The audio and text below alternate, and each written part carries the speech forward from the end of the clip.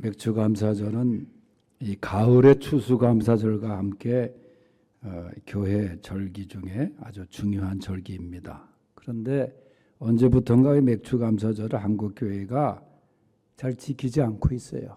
아마 우리 교회는 계속 지키고 있지만은 지키지 않는 교회도 있습니다. 그 의미가 점점 사라지고 있는데, 이 맥추라는 말은 문자 그대로 밀과 보리를 추수한다, 그런 뜻입니다. 본래는 이스라엘 백성들이 다 유목민들이었잖아요. 그래서 가나안 땅에 정착하면서 이 목축과 더불어 밀도 보리도 또 우리가 이스라엘 백성들이 많이 또 재배하는 포도 또 올리브, 그런 농산물을 이제 주로 생산을 하면서 그걸 이제 먹거리로 삼았죠.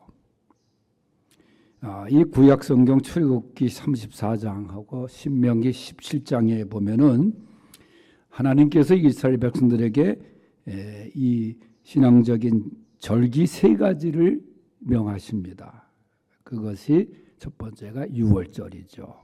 일명 무교절이라 그렇게 됐어요. 우리가 잘 알듯이 이스라엘 백성들이 종살이를 할 때 이제 애굽을 통해서 모세를 통해서 출애굽을 하지 않습니까? 그때 마지막 재앙, 그 이스라엘의 그 장자, 그 애굽의 장자들을 다 죽이는 그런 재앙이 내려졌는데, 이스라엘 백성들 사는 집에는 그 문설주에 양의 피를 보고 그냥 넘어갔다. 그 집은 건너뛰어 넘어갔다. 그래서 유월절이라 그런 뜻이죠. 그래서 유월절은 이스라엘 백성들이 애굽에서 해방되는 해방절이기도 해요. 그 축제이기도 하죠. 그리고 이제 맥주절은 말씀드린 대로 가나안 지역에 이제 건기 봄 농사가 끝날 무렵에 이제 밀과 보리의 추수를 이제 기억하고 감사하는 절기예요.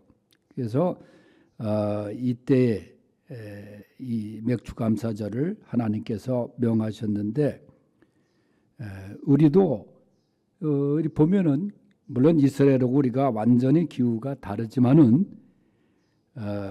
이 믿음의 초창기의 그 선배들이 이 성경대로 그저 맥주절을 지키라 하는 것이 하나님의 말씀인데, 우리나라도 어떻게 보면 보릿고개라는 그 말이 있을 정도로 어려운 삶을 살았던 그런 그 시기가 요때 아닙니까?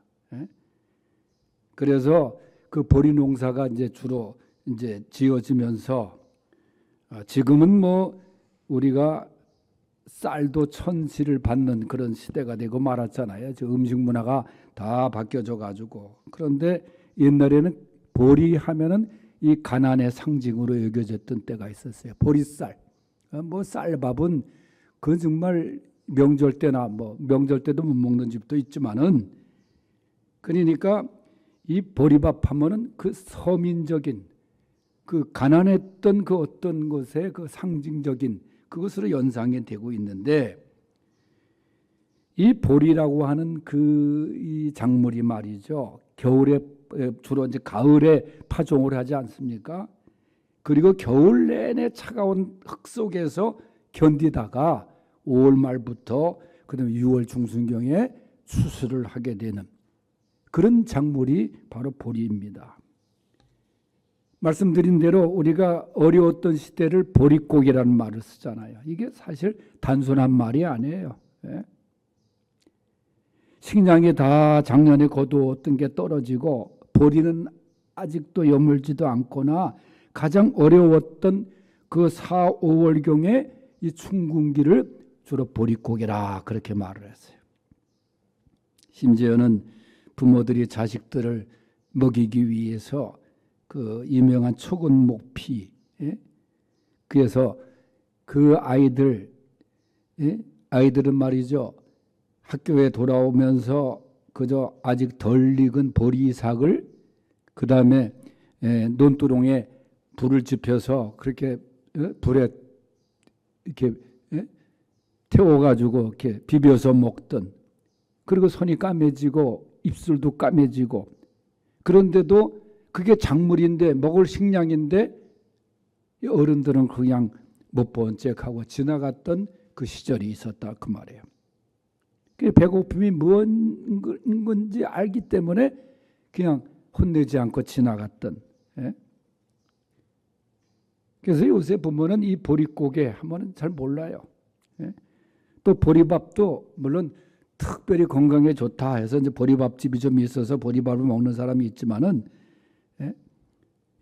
그런 의미에서 이 맥주 감사절 이 보리 밀, 예? 그걸 하나님께 감사하면서 드렸던 절기의 의미가 있는 거예요. 이 맥주 감사절 지키는 게 단순히 무슨 맥주 감사절 헌금과는 사실 상관이 없는 거예요. 맥주절의 의미가 그렇습니다. 우리가 보리밭 이 눈 덮일 때 또 한 가지 기억나는 게, 여러분 눈 덮인 보리밭을 발로 밟습니다. 이렇게 쭉 줄 서서 밟았어요. 그 밟아주면은 더 강하게 그 보리가 자라게 된다는 거예요. 우리도 참 보릿고개의 고난을 이겨내고, 우리나라가 말이죠, 얼마나 어려웠습니까? 그래서 이 보리가 자라는 과정처럼 이 고난 속에서 우리 민족도, 이 나라도 오지 않았는가. 그래서 이 보리에 대한 그 의미가 여기에 있는 것입니다. 오늘 본문에 보면은 유명한 말씀이죠. 범사에 감사하라. 즉 모든 일에 감사하라. 우리가 감사가 신앙의 기본이다 그렇게 말을 하는데, 이 감사를 잘 하지 않으니까 아마 이 1년에 2번 맥주감사절, 또 가을에 추수감사절, 이 절기가 우리에게 있는 것이 아닌가 생각을 해요. 그 감사의 매듭을 이때 좀 지으면서 말이죠. 그런데 성경은 1년에 2번 감사하라 그러지 않고 오늘 말씀해 보면은 범사에 감사하라. 범사에 감사하라. 이 범사라는 것은 모든 일에 감사하라. 그다 좋은 일도, 괴로운 일도, 또 나쁜 일도, 가슴 아픈 일도 다 포함되어 있는 게 범사예요. 범위가 그렇습니다. 다 감사하라는 거예요. 그런데 이 말씀 참 범사에 감사하라 외우기도 쉽죠. 그런데 이 말처럼 또 실천하는 게 쉽지 않습니다. 어떻게 모든 일에 감사할 수가 있겠는가? 그런데 이 범사에 감사하라 이 말씀 뒤에 오늘 뭐라 그랬어요? 이것이 그리스도 예수 안에서 너희를 향하신 하나님의 뜻이니라. 하나님의 뜻이라는 거예요. 범사에 감사하는 것이. 해도 되고 안 해도 되는 것이 아니라 하나님의 뜻, 하나님의 뜻이라는 거예요. 이 말씀을 기록한 바울도 인간이기 때문에 그렇게 그도 하기에 쉽지 않았을 것입니다. 그런데 바울은 이 말씀을 주면서 우리에게 할 수 있는 범사에 감사할 수 있는 그런 비결을 우리에게 동시에 제시를 합니다. 첫 번째 에베소서 5장 20절에 보면은 예수 그리스도의 이름으로 범사에 감사가 가능하노라 그렇게 얘기를 해요. 에베소서 5장 20절에 보면 범사에 우리 주 예수 그리스도의 이름으로 항상 아버지 하나님께 감사하라 그렇게 얘기했어요. 범사에 감사한다는 것이 얼마나 어려워요. 우리가 어렵고 힘들고 괴롭고 고통스럽고 우리 의지가 약하기 때문에 여러분 그 상황에서 감사한다는 것이 쉽지 않습니다. 그러나 예수 그리스도의 이름으로, 내 힘으로는 못하지만은 주님의 이름으로 감사합니다. 주님의 이름을 빌리는 거예요. 우리가 기도할 때도 예수님의 이름으로 기도합니다 하는 것도 내 공로 없지만은 내가 하나님 앞에 한없이 죄인이지만은 예수 그리스도가 나를 위해서 죽으심으로 그 예수님의 이름을 힘입어서 하나님 앞에 기도하는 거예요. 나는 감사 못하지만은 예수님의 이름으로 감사합니다. 그렇게라도 감사하라는 거예요. 환경을 보고 또 나에게 상처 준 사람을 보고 내가 감사할 수 없는 거예요. 그러나 그 너머에 계시는 예수님의 이름을 생각하면서 감사하면 그 감사를 하나님이 받으신다는 거예요. 예수님의 이름으로 감사하는데 여기 뭐라면 하나님께 감사하며, 감사의 대상은 오직 하나님이십니다. 내가 사람에게 은혜를 입어도 그 사람을 통해서 역사하신 하나님께 감사하는 거예요. 하나님이 이 감사를 받으시는 거예요. 나에게 문제도 많고 아픔도 있고 걱정 근심도 많고, 그러나 그 가운데서도 감사의 틈바구니를 발견해서 주님의 이름으로 감사할 수 있는, 저는 지금 찬양을 오늘 들으면서 첫 번째 저는 내가 숨 쉬고 있음을 감사. 제가 수많은 임종 환자들, 임종 성도들, 임종 예배 드리러 가서 이제 예배를 드리고 보면 항상 코 밑에다가 이렇게 손가락을 제가 대보거든요. 이렇게 숨을 쉬나 안 쉬나. 아무 감각이 없으면 세상을 떠난 거 아니에요? 내가 이 살아 숨 쉰다는 게 이게 얼마나 감사한 일인지 몰라요. 두 번째, 이제 이어서 말씀한 게 지금 나에게 생명이 있음을 감사하라. 지금 조금 전에 말씀드린 그거 아닙니까? 제가 지난 주간에 거의 장례식장에서 살았어요. 우리 이모님이 돌아가셔서 제가 집례를 하게 됐고, 우리 이모님하고 우리 어머님 딱 두 자매가 아주 그 옛날에 일본의 근가은 자매라고 해서 거의 100세가 다 된 그 쌍둥이 할머니들이 유명한 얘기가 있었는데, 그 못지않게 우리 이모님하고 우리 어머니하고 그렇게 사이좋게 정말 제가 볼 때도 그렇게 지내셨어요. 근데 우리 이모님이 우리 어머니가 돌아가신지를 모르고 계셨어요. 왜냐 요양원에 계시면서 또 알리면 그런 경우가 많잖아요. 그리고 이제 하늘나라 가셨는데, 그 이모님이 평상시에 부르신 찬송가 목보다도 더 검은 그 찬송이 계속 흘러나오더라고. 녹음을 해놨었는지 제가 자주 찾아뵙지 못한 거 참 죄송스럽게 생각하고, 그런 가운데 또 우리 교회에서도 설교했던 후배 목사가 있어요. 그 후배 목사가 뇌출혈로 고생하다가 세상을 떠났다. 연락을 받고 마침 여기 슐락원에 안치되어 있다 그래서 갔는데 저보다 나이가 적죠. 과부 어머니 전도사님이 그 쌍둥이 아들들 키우느냐고 고생 많이 하고, 근데 나중에 목사가 됐죠.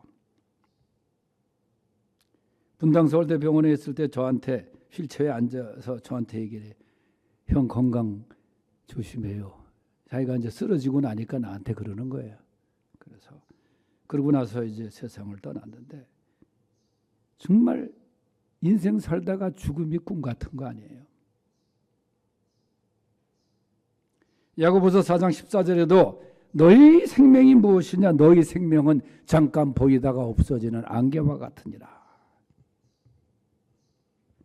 베드로전서 1장 24절에는 모든 육체는 풀과 같고 그 모든 영광은 풀의 꽃과 같으니 풀은 마르고 꽃은 떨어진다. 여러분 다 그런 거예요. 그런데도 불구하고 말이지, 권력을 쟁취하려고 말이지 다 떨어지는 건데, 이나 언제까지 이 나라가 이렇게 싸움판으로 끝나게 될지. 지나고 보면은 다 허망한 거예요. 이 세상이 얼마나 위험합니까? 정말 하나님의 은혜가 아니면 한시도 살 수 없는 그런 시대, 이 우리 인간은 말이죠. 왜 이렇게 엄청난 사고들이, 저 화성의 배터리 공장에서 발생한 그 화재로 엄청난 사람이 죽은 지 얼마 안 돼서 말이죠. 조선 호텔 앞에 그 시청 앞에 있는 그 거리에서 9명의 젊은이가 순간적으로 휩쓸려 가지 않았습니까? 자동차에 대해서. 그중에 대부분이 신한은행 본점 직원이에요. 승진하고서 승진하면 자기가 떡을 내잖아요. 그 떡은 아직 주인이 시킨 떡은 그 다음날 죽은 다음에 배달됐대. 그 본점에 직원들한테. 여러분 얼마나 이 참 허망합니까? 1초만 미리 알았더라면 그것도 모르는 게 우리 인간들 아니에요.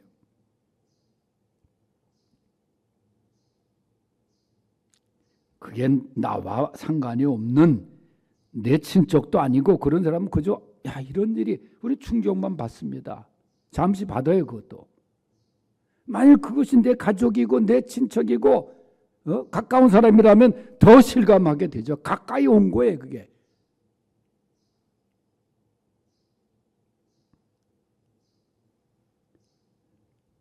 여러분 정말 이 위험하고 위험한 시대를 살고 있는 우리인데 이 하나님의 돌보심, 하나님이 우리를 지켜주시지 아니하시면 우리는 그 아무도 설 수가 없는 거예요.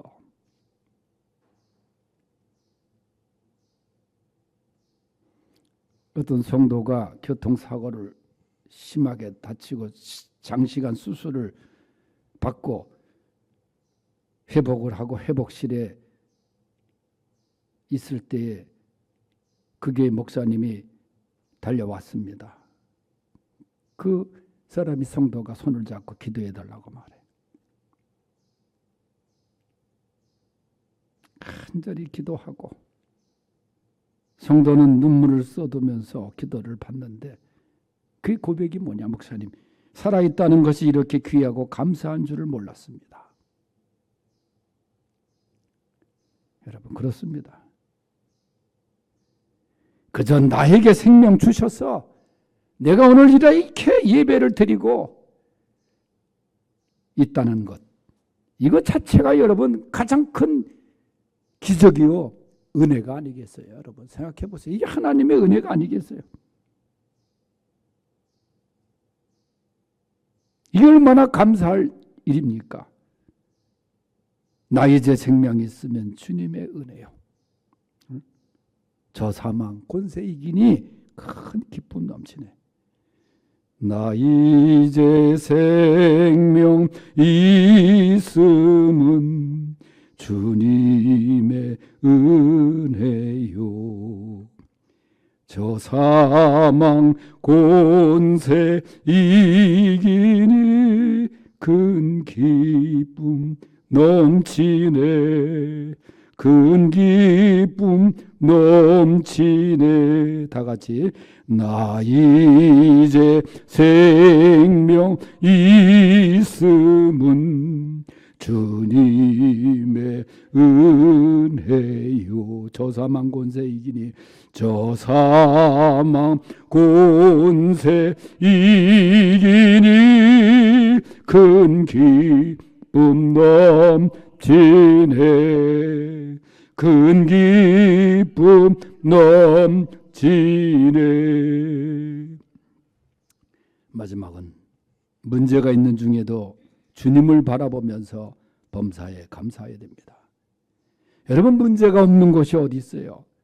교회도, 나라도 말이죠. 가정에도, 개인적으로도 문제 없는 데는 한 군데도 없어요. 한 군데 있다고 하면은 저 낙골당이나 무덤밖에 없을 줄 알아요. 사실 인생살이처럼 복잡하고 문제가 많은 것이 어디 있겠어요. 다 문제가 있어요.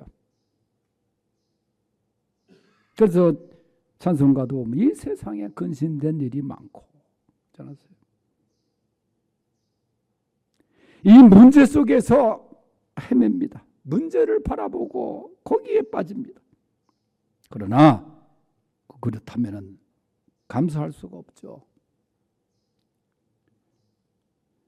성도는 문제 너머에 계시는 주님을 바라보고 문제 가운데서도 감사의 틈을 발견하고 감사하는 그런 성도.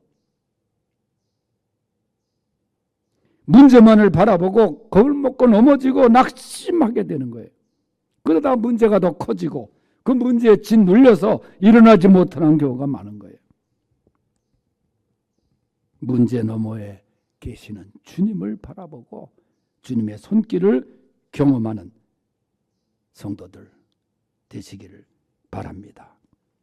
마지막 한 말씀 더 드리는 것은 범사에 감사의 비결 중에 가장 중요한 것 하나가 뭐냐 하면은 감사는 미루면 안 됩니다. 감사할 일이 생기면 즉시 감사해야 되는 거예요. 미루다 보면은 감사가 사라집니다. 즉시 감사하는 거예요. 즉시. 그저 하나님 감사합니다. 문제를 해결받았으면 즉시 감사해야 되는 거예요. 시간이 지나면 말이죠. 감사의 마음이 약해지고 떨어지고 변하게 되는 거예요. 그래, 은혜 주심을 감사합니다. 하나님, 그저 오늘 있게 하신 것 감사합니다. 내 생명 연장시켜 주심을 감사합니다. 치유해 주심을 감사합니다. 더 은혜 주실 줄 믿고 감사합니다. 이것이 범사에 감사하는 성도의 모습입니다.